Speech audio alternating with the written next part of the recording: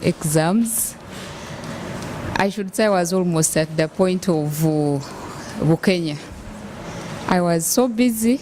I was organizing some other 2 workshops, but the exam was on. And at some point I'd even forgotten that it was on because I was offline. Then one day my colleagues were here trying out something practical and I wasn't there. They called me, I was even off campus. Joseph told me we had an exam.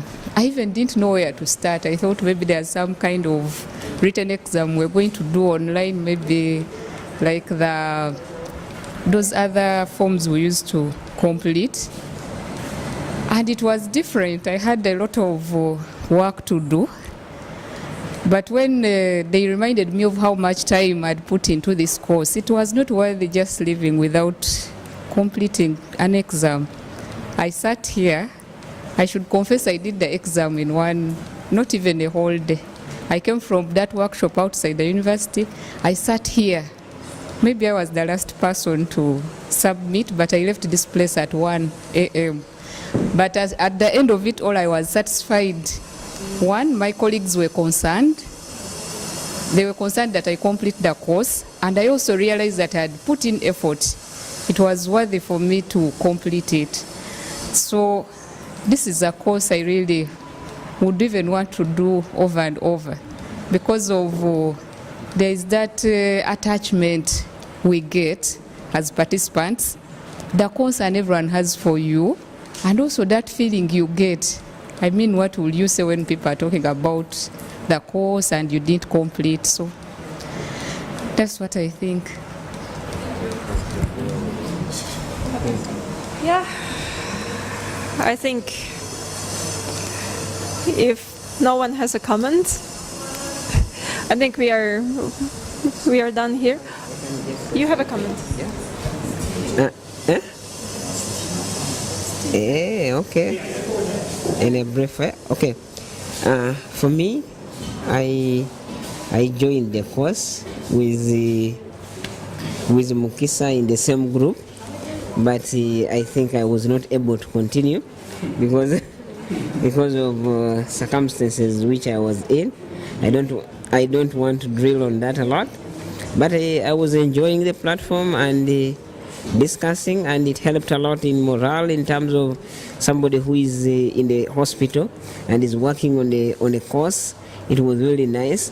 But when I left the hospital and I was now coming home, because I had stayed for quite a long time, I was now at home with my children, with my family, excited, and like there was no way I would get a connection at home and do anything. So I just said, I think let me just do the healing process and forget about the course.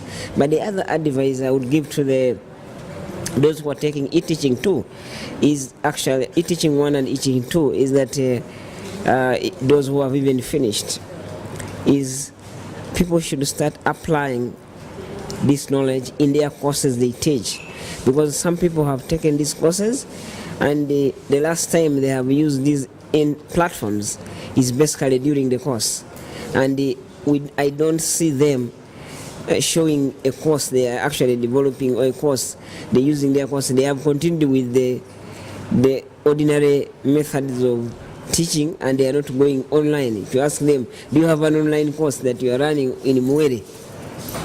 Some of them don't have. So I would like, if this thing develops over time, start up a course and keep using it, and that experience and the community we are creating, our community of practice, will help to support us and enable us build a better Makerere and a better place for us, other than just saying, okay, this was a course, this is an exam I sat, I was given, and things of that kind, and then you end there. And the only thing you remember about it is when you did the exam, and it was very, very hectic. For an adult, of course, an exam, every adult doesn't want to do an exam. And then, but you are running a course, Kisa, you are running a course. And all the courses you are running in adult education, none of them is on Mwere. You understand? The learning management system of the university. Those people who have finished the training, none of them are running courses on Mwere. So sometimes I ask, are they experts of education technology, or we should leave them out totally? You understand? In some circumstances when we are discussing issues. So for us, I want us to build a community of practice, start running your course, and as you have been inquiring and asking friends to do the course, continue asking friends in this community we are in developing your course so that we can move on and Makerere and ourselves in the institute become a better place. Thank you. Thank you so much. I'm sorry, let me get finished here. Because if, for example, we are developing these courses, we are not using Mwele. So it's going to be hard for me to develop a course in Mwele when I'm developing a course on a blog. And I think why I'm saying this is that we have presented before in the department seminar, me and Philemon, and we got criticized for using some of these available online resources because the university has Mwele. And we have continued, and I think Godfrey was in that seminar series, and he asked me a question, and Paul himself, that, you know, it is us making the students go outside the university umbrella.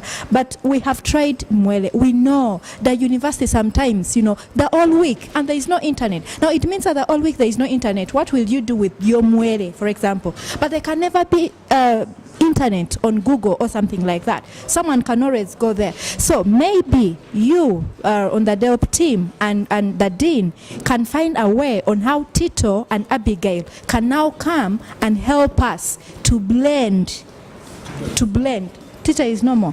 Whoever is in charge of e-learning to blend, to attract us to Mwele. We attend those courses. I've attended Mwele courses, but I'm telling you, sometimes you enter your real password and it forgets your password. And I don't change my password, but it just says, you know, you can't log in. Now, in that case, for example, Godfrey, I can't use Mwele. I would rather go on a blog and, you know, it is just available everywhere and you can't just go through all those processes. And that's why now for me, I'm sorry, but it will be hard for me to use Mwele. But of course, for like the quizzes, we would appreciate if we can develop them in Mwele. If there is really a link, we can really pick out. But there are limitations with the university system. And the blog is just open. Our students were using this and we would see that it was working. On a mobile phone, you would see students come around our campus and they were accessing this freely. But with Mwele, you have to remember your email address. You have to remember your password. Now, if you make a mistake, you have to send an email to correct it. I mean, those are bureaucracies. And that's why we have been criticized. At least I've presented about this. And you find people, the technologists like Godfrey, you know, saying, you know, please, that is not nice. You should be an ambassador of the university to really talk about good things in Mwele. But, I mean, I don't even now know my password because sometimes I enter there and it says, you know, it's not the right password. Yeah, it doesn't go on the university. So, Godfrey, I beg, and maybe OK is here. If there is a way, the DELP team, can also come in to blend with what's available in the university. That is the only way we, the one doing now the real work, to also follow. Otherwise, if you tell me now to do the work, and yet sometimes I reach there and I can't do it because you have not set the umbrella for me really to enjoy these benefits, it is going to be hard. So it needs right from OK himself here, and the planners and him, and the team from AGDA, a team from Makerere, then a team from the e-learning to see, then to pick the best from what we get and to try to synchronize. Otherwise, it will be again business as usual. We attend these courses and we go out as graduates and no one is implementing.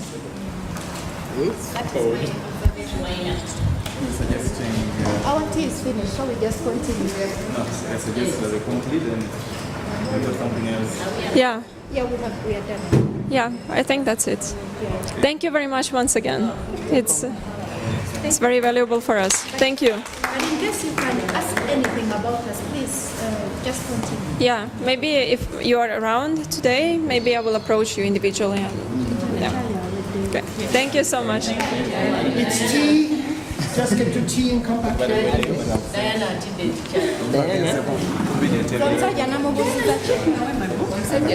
Diana.